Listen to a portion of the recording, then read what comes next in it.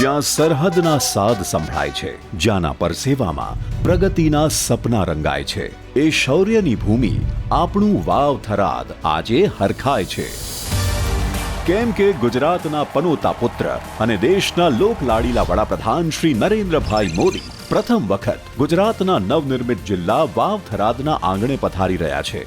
માનનીય મુખ્યમંત્રી શ્રી ભૂપેન્દ્રભાઈ પટેલની ગૌરવવંતી ઉપસ્થિતિમાં વડાપ્રધાન શ્રી અહીંથી ગુજરાત માટે ₹19,800 કરોડથી વધુના ભવ્ય વિકાસલક્ષી પ્રકલ્પોનું ખાતમુહૂર્ત અને લોકાર્પણ કરશે, જેનાથી ગુજરાતને મળશે આધુનિક સુવિધાઓના નવા આયામ. એક્સપ્રેસવે, રેલવે, જળ સંપત્તિ, વિદ્યુત, આરોગ્ય ક્ષેત્રે અનેકવિધ આધુનિક સુવિધાઓ અને પ્રધાનમંત્રી આવાસ યોજના હેઠળ અનેક ગરીબ પરિવારોને મળશે તેમના સપનાનું ઘર. અહીં છે નિરંતર વિકાસની વાત. વિકસિત ભારત માટે બનાવીએ વિકસિત ગુજરાત.